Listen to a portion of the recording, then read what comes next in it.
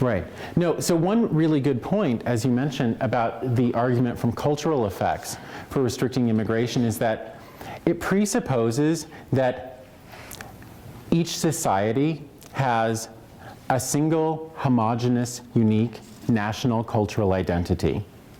After all, if we were going to start deciding whom to admit and whom to exclude on the basis of how well people conform to the cultural identity of our society, then the policy itself would have to be based on an implicit conception of what the cultural identity of the nation is.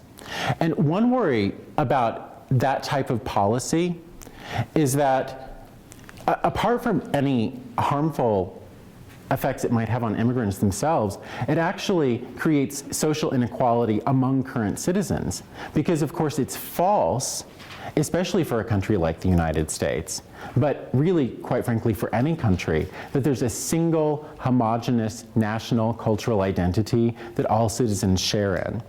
And thus, when the state creates policies to decide whom to admit and whom to exclude, implicitly positing, or perhaps even explicitly positing, a certain cultural identity as being the cultural identity of the nation, what it does is it privileges the current citizens who actually share that identity, and it marginalizes all other citizens who don't share that identity. It implicitly makes second-class citizens out of everyone who is not a member of the dominant cultural identity within that society. And so these types of arguments not only are pernicious for immigrants themselves, they're actually pernicious for citizens. They threaten to create social inequalities among citizens themselves. And I think that that observation leads to a few others. So let me make just a couple of additional remarks about the cultural effects argument. The cultural effects argument says, well, we want to preserve the uniqueness of our national cultural identity. Let's pretend I didn't just say what I said and assume that each culture has a single unique identity that distinguishes it from other societies. But in order for it to be the case that immigration would cause us to worry about the stability of the cultural identity of the nation, it would have to be the case that the cultural identity of the nation was something that was fixed, eternal, and unchanging. And yet, this is a social scientific fallacy. No country has a cultural identity or unique cultural features that remain static over time and never change. In fact, cultural identities, cultural elements are constantly in flux and ever changing. Perhaps to some extent more rapidly now than in the past even. And so immigration does not pose a threat to something by the worry that it may change it when it's already changing on its own or as a product of the uncoordinated actions of the citizens who already exist within the society. Immigration, the alleged harm of immigration for the uniqueness of the cultural identity of a particular society cannot be used to justify immigration restrictions when the cultural identity itself is already always in flux anyway. It's already changing as a result of other factors independent of immigration to begin with. And there's one other point I want to note about this argument. Remember, the argument says that in the absence of immigration restrictions, what makes each culture unique or distinctive would cease to exist. Immigration would have the effect of eroding the uniqueness or distinctiveness of the culture of each society. Now, it seems to me that this claim is premised on an unarticulated assumption that once articulated just comes off for what it is, which is patently implausible. And that is that if we cease to have immigration restrictions, people would move around or redistribute themselves in a uniform, proportionate composition within each society, such that, say, suppose we eliminate immigration restrictions, and a generation from now, each society would have 19% former residents of China, and 17% former residents of India, 5% former residents of the United States, and so on. Now, I'm saying this, and I hope you're feeling the same way I am about it, which is, that's just crazy. Of course that's not going to happen. People aren't going to randomly redistribute themselves in proportionate composition in each society in the absence of immigration restrictions. Remember, the argument says if we don't restrict immigration, the uniqueness of cultures will erode. In other words, all cultures will become the same. What makes them unique will cease to exist. But in order for that to happen, it would have to be the case that people would randomly redistribute themselves in proportion to existing national populations within each society. But of course, that would never occur. And the reason that would never occur is that each society is subject to a unique set of immigration flows as a result of a variety of factors that are particular to each society. For example, each society's immigration flows are influenced by its historical relations with other countries, including military involvement. Immigration flows are influenced by the current trade policies that countries have.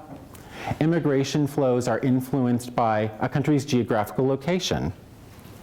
They're also influenced by social networks and personal links between people in different societies, as well as other factors that are particular to each society.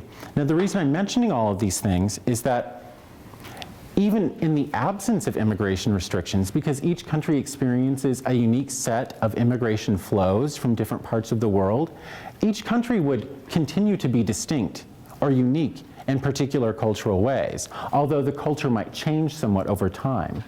But as we've already seen, the culture tends to change anyway, and thus immigration can't be seen as a unique reason to restrict, cultural effects cannot be seen as a unique reason to restrict immigration. Yes? I think it's a really interesting argument. I agree with your use of pernicious. That's completely correct. I know in Germany there was an influx of Turkish immigrants just because there were more jobs, and they're kind of viewed as second-class citizens. They have to live, well, they don't have to, but they live in like enclaves. Another interesting thing you said, in the UAE, like when a bunch of the oil was discovered in Abu Dhabi, we started, like, countries just started building in Dubai. And, I wouldn't say the culture eroded, but it changed a lot because there was a huge amount of immigrants there, and it was kind of, their culture was based on Muslim principles, and at weddings there was no alcohol allowed. And now with kind of the late night big skyscraper hotel things that are in Dubai, it's changed a lot. So I think it's really cool points here. Yeah, and so going back to your example of Germany, one of the reasons that Germany has so many immigrants from Turkey is because going back decades, Germany has actually recruited Turkish labor for what they regard as low-skilled jobs. I like to put scare quotes when I talk about skilled and unskilled immigrants, because the very idea is premised on the idea that certain people are lacking of skills. But that idea itself only makes sense if you only regard certain things as skills and you devalue other types of abilities. And so categories such as skilled and unskilled labor, or skilled and unskilled immigrants, themselves tend to be based on certain biased conceptions.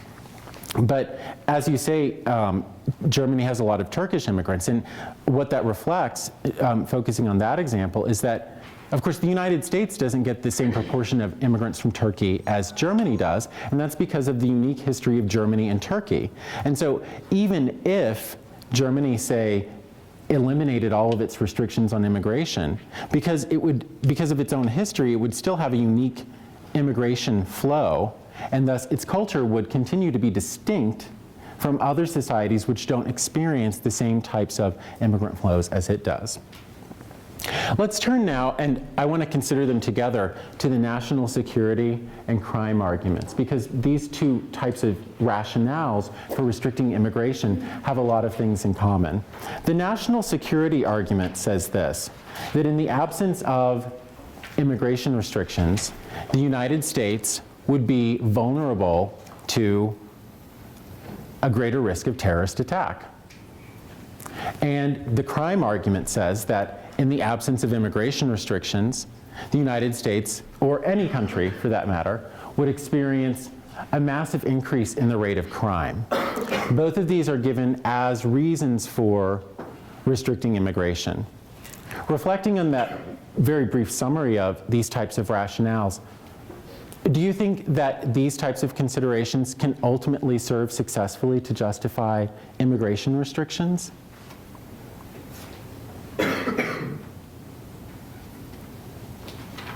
Any thoughts? Yes, right here. I think kind of stereotypes, it kind of puts all immigrants in one kind of category, like all immigrants are terrorists or all immigrants are criminals, which Right. isn't true. You know, there are a lot of immigrants who come here illegally who are not, they have no intentions of being criminals or anything like that. It's kind of like what was said earlier, is they come for education or they come for jobs, things like that. And they have no intention, they wouldn't even think of, you know, staging a terrorist attack. So it kind of just puts everybody in one category, which I think it just doesn't make sense. Right. And so in one thing to think about with respect to the national security and crime arguments right off the bat is simply that they seem to be based on stereotypes of immigrants as either being violent subversives or as having less respect for the law than citizens do and thus more prone to committing crime. And yet, as you pointed out, not only is that false, but in many ways, there's good reason to believe, for example, that immigrants would be less likely to commit crimes than citizens. And that's because the consequence of being convicted of a crime for an immigrant is actually much more harsh than it is for a citizen. Because an immigrant, on top of everything else, faces the threat of deportation should they be found guilty of certain types of crimes, a punishment that citizens don't have to fear because states such as the US anyway, don't expel their own citizens. And thus, not only is the argument itself based on a kind of invidious stereotype, but it's also simply empirically false. Yes? I think we should really call this stereotype what it is, and it's racism. I really don't think you're making some awesome points, and it's really interesting, a lot of stuff you're talking about, but I really don't think you're focusing on racism nearly enough. And I'm only saying this because a lot of the things that have happened to immigrants in this country throughout history have only, well, and not even immigrants, but natives too, but they've only come to those people because of a hierarchy set up in Europe in which Europeans were higher up than any other people in the entire world. No, I think what you're saying is right. Certainly, to the extent that people make these types of arguments, they're informed by not only stereotypes, but stereotypes that are likely, although it might vary in certain ways from one country to the next, but stereotypes that are in all probability based in a kind of racism. And I think this goes back to the comment that Layla made before, which is that when we think about immigration in the abstract, we tend to think of people of a particular racial or ethnic group. So in the United States, often, particularly white people, when a white person thinks about immigrants, they don't think of people from France. They think about people from Mexico. And they don't think of white people as immigrants, but they think of brown people as immigrants. And so that does a lot of work to explain why it is that these stereotypes are often so persistent. Why even in the face of empirical evidence to the contrary, these beliefs are maintained because of commitments to certain, even if only implicitly, racist principles. A couple of other things then about the national security and crime argument very quickly.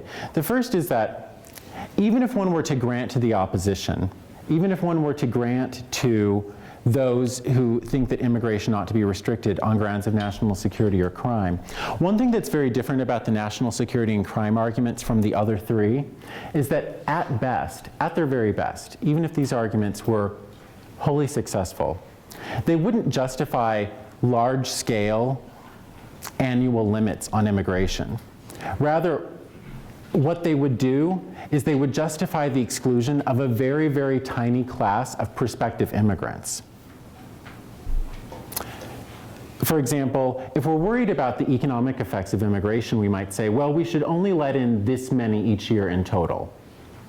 But if we're worried about national security or crime, the only thing the argument would justify is the exclusion, for example, of people for whom there is reasonable evidence that they intend to commit violent political activity targeted at non-combatants for political purposes, terrorism, in other words, or people who have some kind of serious criminal record. But they wouldn't justify a wholesale restriction on immigration, the limitation, an annual quota, for example, on the total number of people who may enter. It would justify, as I said, at best, even if the argument is wholly successful in all other respects, the exclusion of only a very tiny percentage of people. And the other thing I'll mention about specifically the national security argument is that in many ways this argument, as we've been talking about, is motivated by the belief, sometimes articulated explicitly, but often held only implicitly, that immigrants in comparison to citizens are more likely to engage in violent political activity targeted at non-combatants for political purposes. However, when we stop to question why it is that many people are so prone to hold this belief, there are a number of things that we can note. The first is that not only in mainstream discourse, but also among media outlets, the type of activity in question, and I'll use the obnoxious phrase again, violent political activity targeted at non-combatants for political purposes, is much less often labeled as terrorism when it's committed by citizens, and in particular white citizens, than when it's committed by foreigners or when it's committed by people of color. And so one effect this has is to create the impression that foreigners are more likely to engage in terrorism than citizens are, simply because when citizens do that type of thing, we just don't call it terrorism. For example, I was just thinking last night about this point, and it occurred to me, and although maybe this isn't the perfect example, in all of the media reports about the school shooting in Connecticut, I don't recall anyone once describing Adam Lanza as a terrorist. But imagine that instead of the person who perpetrated that crime being a white person who's a citizen, imagine that it had been a person of Middle Eastern origin. Do you think then the media would have labeled this as an act of terrorism? Immediately. Almost certainly. Now, one effect that this has is that we simply tend to form the impression that citizens, in contrast to immigrants, don't engage in acts of terrorism. And this contributes to the impression that even when it's recognized for what it is, when citizens commit terrorism, we tend to think of it as aberrant or anomalous or unusual in some way, something completely unexpected. But when a foreigner engages in an act of terrorism, we think, well, that's normal, that's usual, that's just how those people are. It's part of their essential nature. And finally, I'll make this point. One reason that we often tend to think of immigrants as posing a greater risk of terrorism than citizens is that many activities engaged in by citizens that meet the criteria of being violent activity targeted at non-combatants for political purposes are simply not described as terrorism because, in part, they're often committed by citizens. And what I have in mind here specifically are things like rape, domestic abuse, gay bashing, and hate crimes generally. We don't think of those usually as terrorism, and yet they meet all of the classic criteria for describing an act as terrorist. But because we don't think of those things as terrorist, we tend not to recognize ways in which citizens, every much as routinely as foreigners, are apt to engage in acts of terrorism. All right. Now, I'm coming close to the time when I want to stop talking and just take questions from the audience. However, I've only gotten through half my talk. So I will mention a few things that I want to talk about for the second half of the talk, although I won't mention all of them. We've systematically gone through what are the most common arguments for restricting immigration. And what we've seen is that almost all of them, they depend on some assumption that's rarely articulated explicitly. But once that assumption is brought to light and questioned, it just crumbles. And so does the argument itself. And so it appears that at this point, we lack any rational bases among the traditional arguments that are given for restricting immigration. But another way we might approach this question is asking, what arguments might be made in favor of not restricting immigration? In other words, we've looked at the arguments for restricting immigration, and you may be persuaded or not, but that these arguments are not successful. But might we also consider some arguments against restricting immigration, positive arguments against restricting immigration? And I want to just briefly talk about a couple of points that are often made in this regard. Now, by way of introduction of these points, one observation I'll make about all of these arguments for immigration restrictions is this. They all say something that has the same basic structure. They all say immigration causes some harm to the receiving society. Therefore, immigration ought to be restricted. But that conclusion only follows if we think it's only the interest of citizens that matter in determining what immigration policies a country ought to have. Immigration would presumably confer significant benefits and opportunities on the immigrants themselves. And thus, if we were to regard the interest of immigrants or prospective immigrants with the same weight that we regard the interest of citizens, even if we agreed that immigration harmed receiving societies in a variety of ways, even if we accepted these arguments, we wouldn't necessarily have an argument for restricting immigration unless we could also support the assumption that receiving countries ought to select immigration policies in accordance with the interest of their own citizens, wholly or largely disregarding the interest of prospective migrants in the determination of their policies. But one of the major arguments against immigration restrictions takes this very assumption into question. And this is what I have labeled on your handout as the argument from arbitrariness.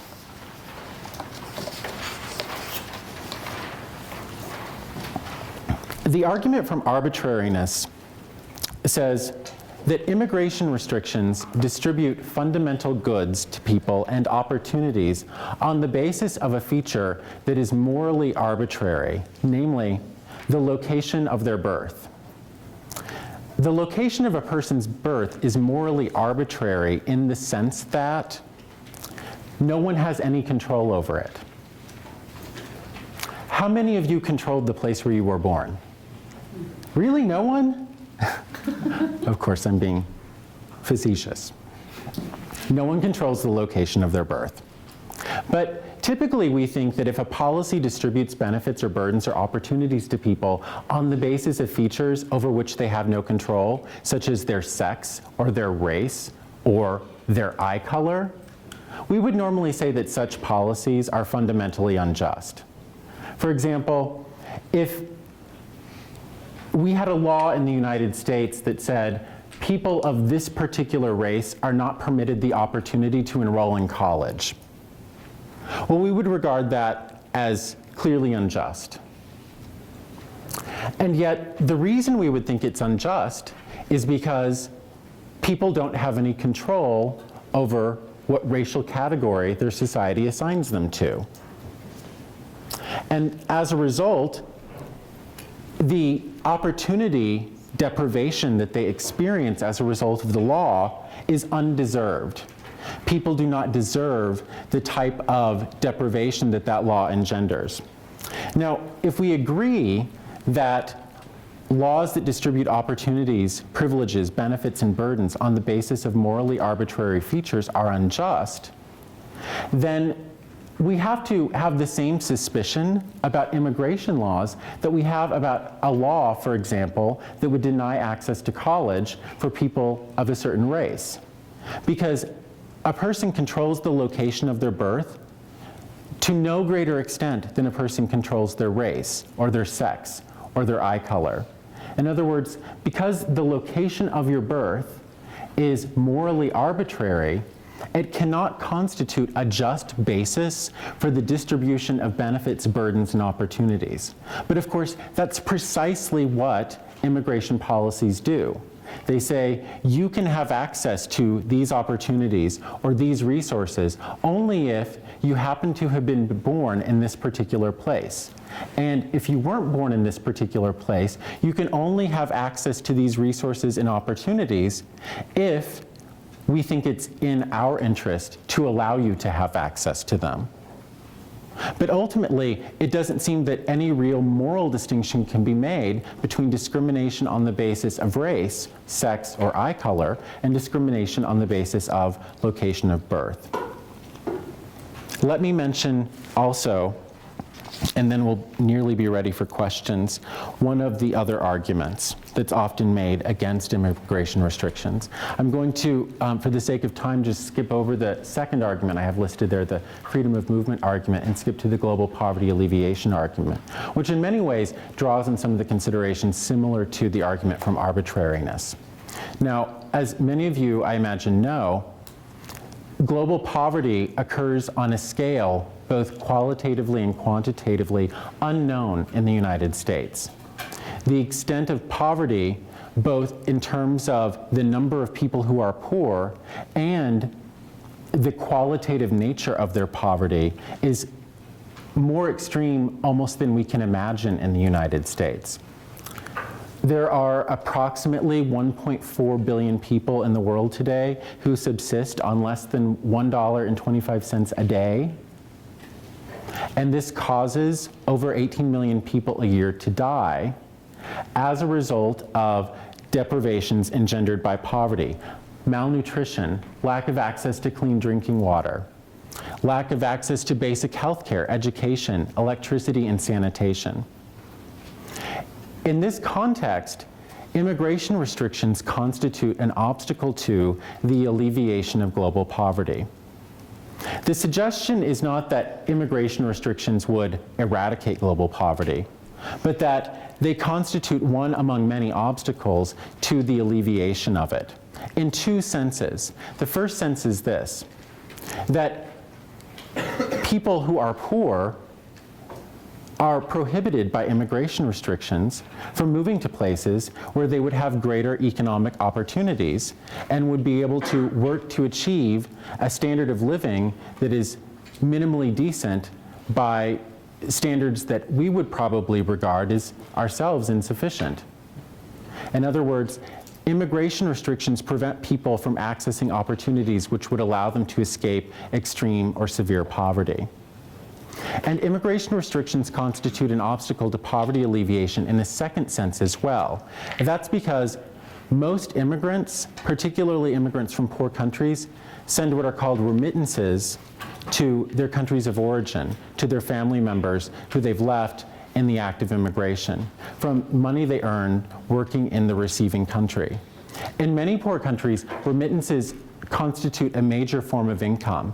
There are a handful of countries in the world today that actually receive more income nationally from remittances than from any other single source, whether it be export of natural resources, production, tourism.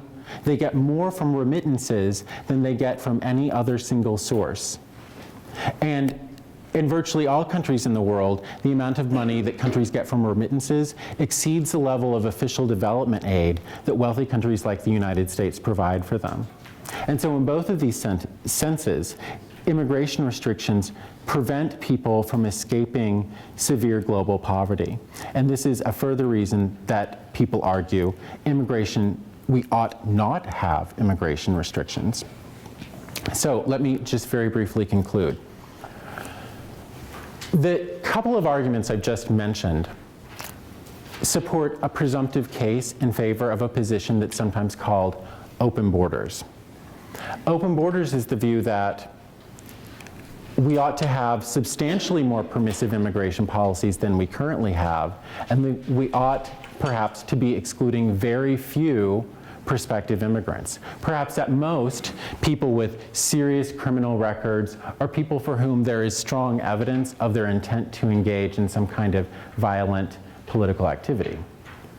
But the position known as open borders holds that things like annual quotas on the number of people who may enter are unjustified. And this position is supported, at least presumptively, by the two arguments I've just mentioned, the argument from arbitrariness and the global poverty alleviation argument. When I say that it's a presumptive case for open borders, what I'm emphasizing is that in principle the argument can be defeated. In principle, it's possible that there could be a good justification for substantial restrictions on immigration. But what would that require?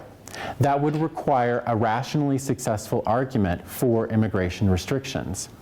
But the problem is, we've seen virtually all of the arguments that people typically make in favor of immigration restrictions are not rationally tenable. And thus, in the absence of some new argument for immigration restrictions, rationality compels us to endorse a position of open borders. We have no rational choice but to endorse this position in the absence of some further argument apart from one of these, given the argument from arbitrariness and the argument from global poverty alleviation. And I'll leave it at that.